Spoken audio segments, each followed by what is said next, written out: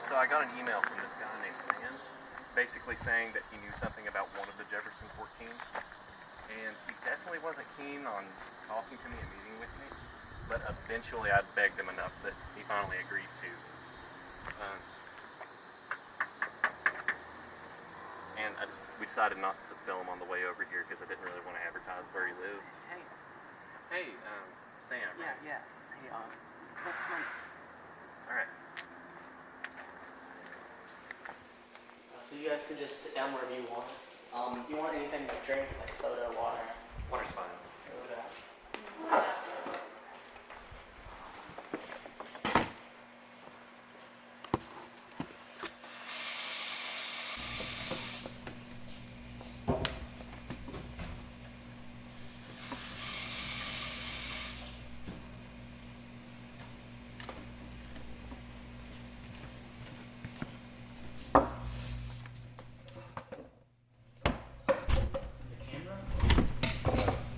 Yeah, sorry. I know it's weird, but a whole lot of crazy shit's been happening, so we've been trying to document as much of it as just to prove to everybody and ourselves that we're not going crazy.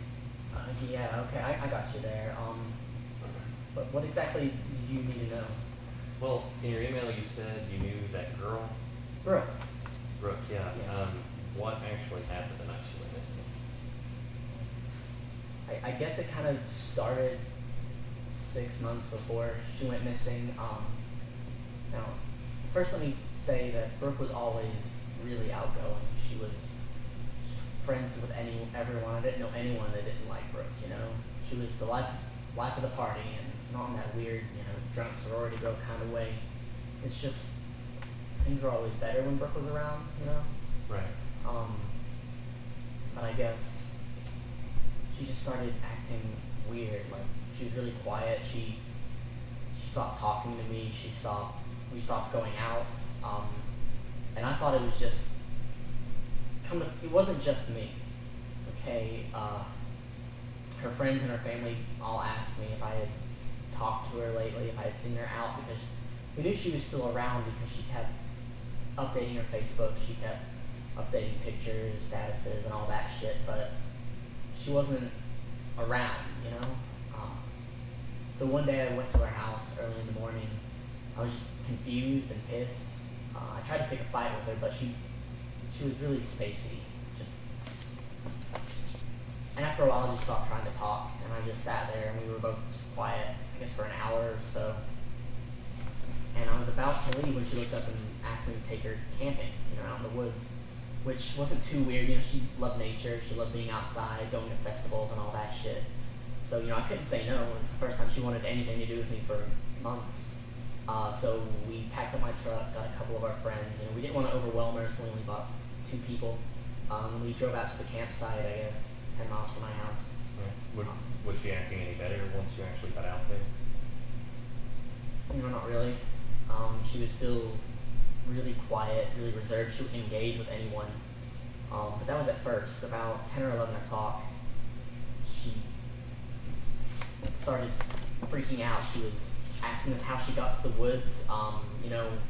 We kept trying to tell her it was her idea. She wouldn't believe us. She started cussing me out, trying to take my keys, trying to leave. But then all of a sudden she stopped, and she'd been staring out across the field at the line of trees for a while, and she looked back out there, and she started to scream. She was screaming the most terrifying sound that I've ever heard, and I looked. You're gonna think I'm crazy, okay? But I looked out across from where she was looking across the field, and what did you see? It wasn't a man. Okay, it might have been something pretending to be human. He was tall. He didn't have a face. Just looking at him, you knew he couldn't have been human. He couldn't have been a person. I'm sorry. It's really hard to remember anything after that. That's fine. Just tell me whatever you can remember. I tried to start my truck, but it wouldn't start. I remember trees just flying by my face. I guess I must have been booking it out of the woods. And I remember it being dark, and I remember cold.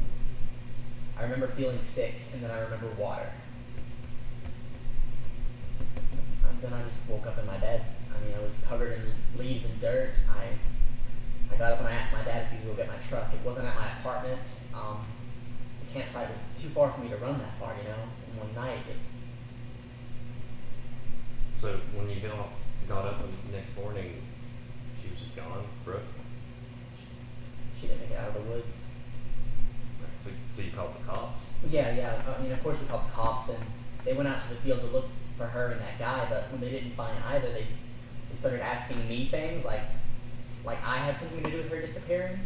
But she had been acting weird for so long that all of our friends and our family kind of vouched for me. So your friends that you brought along with you, did they see this thing? Like they didn't go missing afterwards, or? You know, they said they didn't see anything, and I don't know how he was right there, you know. But really we haven't talked much about it since then. Why not? You know, it's personal reasons. It's a long story.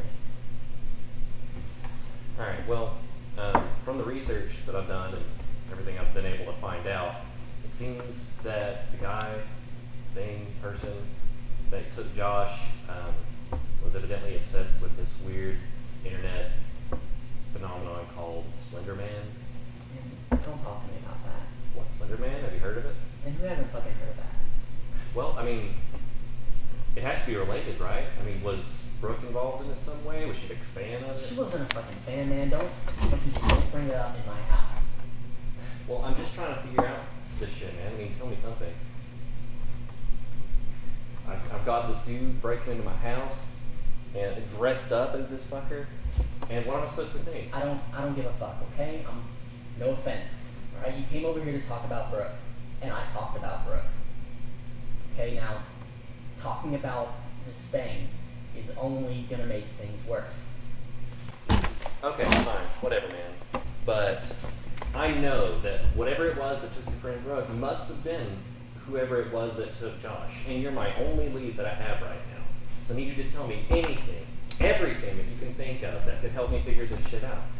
It's the only way I'm ever going to be able to find Josh or keep this from happening to anybody else. Listen, man, I'm sorry. I get it.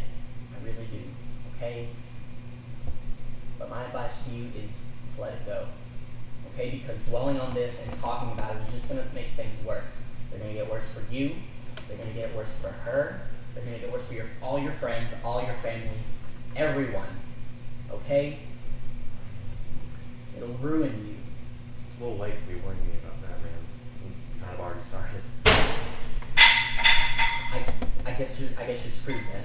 Okay, I'm sorry, but you're not going to talk about this shit in my house. No, please do. Listen, let's go. You have it. I would really like to go.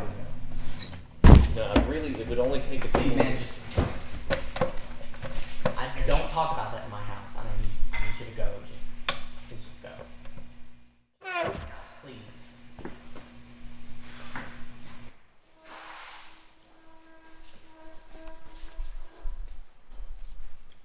What the hell was that? I don't know. Let's just go. What the hell's the matter with you? I don't know what the hell you're talking about. The way you were acting, the way you were yelling at him, and the way that you're yelling at Jen, and whatever the hell else you're not telling us. We can talk about this later. We can talk about it now. Just get in the fucking car before he calls the cops or something, okay? God damn it.